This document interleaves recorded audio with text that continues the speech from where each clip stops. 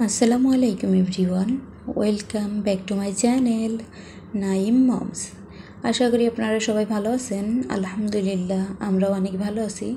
প্রতিদিনের মতো আবারও চলে আসলাম ছোট্ট একটা ভ্লগ নিয়ে। আশা করছি আমার এই ভ্লগটা আপনাদের কাছে অনেক ভালো লাগবে। তো ভ্লগটা আমি শুরু করেছি সকাল থেকে, সকালে নাস্তা খাওয়া শুরু থেকে।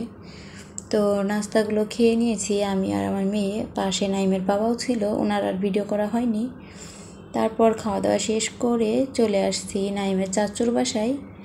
নাইমের চাচুর বাসায় এসে একটু ভিডিও করে নিচ্ছিলাম। আসার সময় আর কোনো ভিডিও করা হয়নি, তো আসার পরে বাসার সামনের দিকটার একটু ভিডিও করে নিলাম। ভিডিও করে তারপরেই তো চলে আসলাম ছাদে। ছাদে এসে প্রাকৃতিক দৃশ্যটা আপনাদেরকে দেখাবো। এত সুন্দর জায়গা আর এত নিরিবিলি পরিবেশ, অনেক ভালো লাগছিল। আর আকাশটা ছিল মেঘলা মেঘলা, ঠান্ডা ঠান্ডা হাওয়া বইছিল, ভীষণ ভালো লাগছিল। এদিকে কিন্তু একটা ড্রাগন ফল গাছ দেখিয়ে নিলাম, ওনারা লাগিয়েছে। আর নতুন মাটি তো, এই জন্য যাই লাগানো হয় অনেক সুন্দর হয়ে যায়। অনেক ধরনের সবজি গাছও ছিল, দেখতে অনেক ভালো লাগছিল। তো ভিডিওটা আমি 2 দিন পর আপলোড করছি। ভিডিওটা আমার রেডি ছিল 2 দিন আগেই, কিন্তু ভয়েস ওভার করার কারণে আমি ভিডিওটা আপলোড করতে পারিনি। নাইম বাবার জন্য আমি ভয়েসটা দিতে পারিনি, এই জন্য আমার ভিডিওটা ছাড়তে দেরি হলো। 2 দিন পর আমি ভিডিও আজকে আপলোড করব। তো প্লিজ সবাই আমার ভিডিওটি ফুল ওয়াচ করে দেখবেন। আমার ভিডিওর এই পর্যন্ত এসে এখনও যারা ভিডিওটিতে একটা লাইক দেন নাই, প্লিজ সবাই একটা লাইক দিয়ে নেবেন। আপনাদের লাইকের কারণে কিন্তু আমার ভিডিওটি আরও অনেকে দেখার সুযোগ পায়। তো সবাই প্লিজ একটা লাইক দিয়ে নেবেন। ভিডিও দেখতে দেখতে কোনো না কোনো অংশ যদি কোনো আপু ভাইয়ার কাছে ভালো লেগে থাকে, তাহলে আমার চ্যানেলটিকে সাবস্ক্রাইব করে আমার পাশেই থাকবেন। পাশে থাকা নোটিফিকেশন অন করে রাখবেন পরবর্তী ভিডিও দেখার জন্য। এতে করে আমি ভিডিও আপলোড করা মাত্রই নোটিফিকেশন পৌঁছে যাবে আপনার কাছে, আর আপনি আপনার সময় সুযোগ বুঝে আমার ভিডিওটি দেখে নেবেন। তো এখানে কিন্তু একটা পুষ্করণী দেখতে পাচ্ছেন আপনারা, আমরা যেটাকে পুষ্করণী বা পুকুর বলি। তো পুকুরটা দেখতে অনেক ভালো লাগছিল, আর ওখানে কয়েকটা পোলাপান গোসল করতেছিল, দেখে মাশাল্লাহ এত ভালো লাগতেছিল। আর পানিটা একদমই পরিষ্কার ছিল, মন চাচ্ছিল নিজে নেমেই গোসলটা করে নিই, এত ভালো লাগছিল। আর ওখানে অনেকেই সবজি গাছ লাগিয়েছে, সবজিগুলো মাশাল্লাহ অনেক সুন্দর হয়েছিল।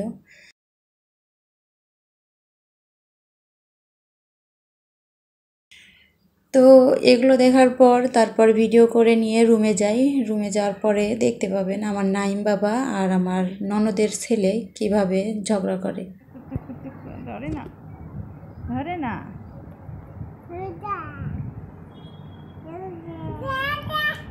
ওরা কিন্তু একটা খেলনা নিয়ে টানাটানি করছে। ভাইয়া কি বলে?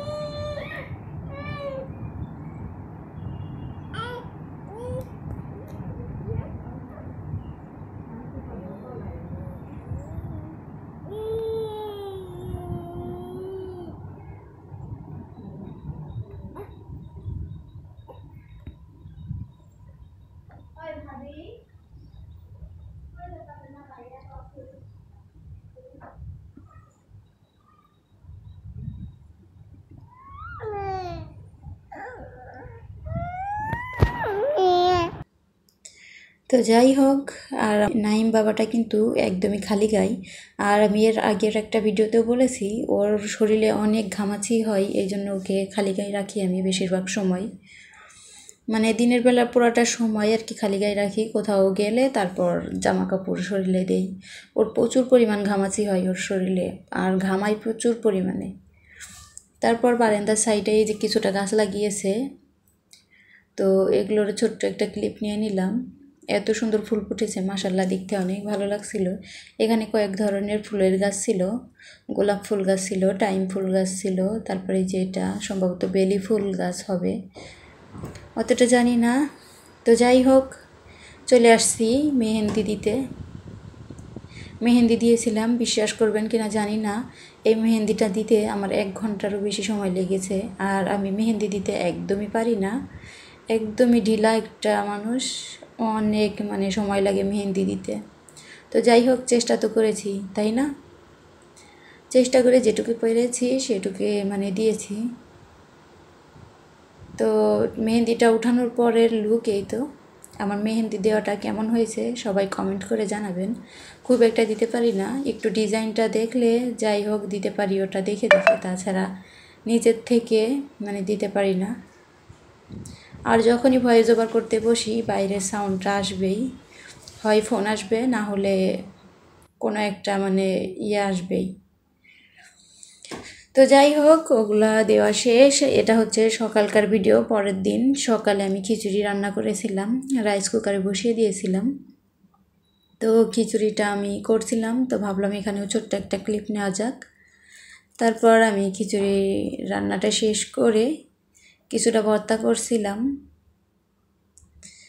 আর হ্যাঁ, আমি এই টেকনিকটা প্রথমবার ফলো করলাম, আপনাদের কাছে কেমন লাগলো কমেন্ট করে জানাবেন।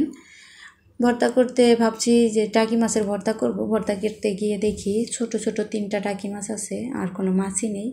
তো এই ছোট ছোট 3টা টাকি মাছ ভর্তা করলে আমি খাবো না, আর একজনের পাতে দিব। তো এটা ভাবতে ভাবতেই ভাবলাম এর সাথে কিছু একটা অ্যাড করা যাক। এই জন্য এখানে আমি একটা পটল কেটে নিয়েছি, আর গাছ থেকে কিছুটা ধনেপাতা নিয়ে আসছিলাম, এনে এগুলোও টাকি মাছের সাথে ভেজে নিয়েছি।